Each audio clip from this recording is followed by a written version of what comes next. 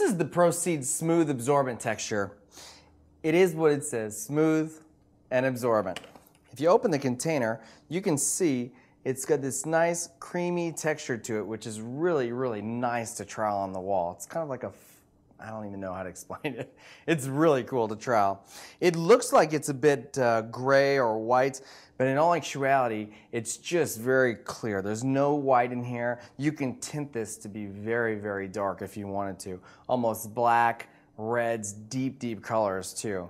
It'll dry a little bit darker, so make sure you do dry tests. There's the smooth absorbent texture right there. We use this on grounds for painting mural work. Sometimes we'll trowel this up and then we'll glaze over the surface of it, do some painting. It's really, really neat stuff. Here's a nice smooth absorbent texture that we actually tinted. You know, you tint the smooth absorbent texture with the dispersions. That works really well. This one was tinted a couple different colors and just troweled up. This is a 100% acrylic texture here, and you know, it's obviously flexible. It's also, you know, really durable. You can scrub this, your clients don't have to worry about it.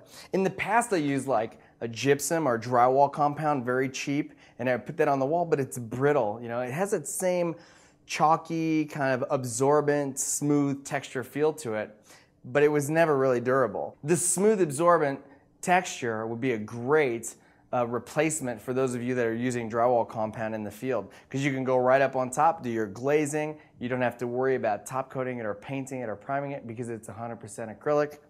Strong stuff. What it really means by absorbent is that it'll absorb any glazing material that you use over the top of it. So be fair warned, you know, that it is absorbent on the wall. You start to glaze on here. If you don't have a lot of glaze or you haven't slip coated your wall, it'll bite in there. So it is absorbent. If I wanted to decrease the absorbency, I could add another material to this, like the smooth transparent glazing texture, and that would actually decrease the absorbency here. I could add some of the base paint. Everything is really intermixable. If you were going to use this as an additive in any of your other textures, it would obviously add a little bit more of a creamy nature to any medium you added it to, or it would add that absorbency. Like if you were going to do something that was a watercolor type of finish, a watercolor or an old fresco, this would look great over the top of the smooth absorbent texture. It'd be really a fun substrate for that. The smooth absorbent texture actually can be applied over raw drywall surfaces too, which will save you steps.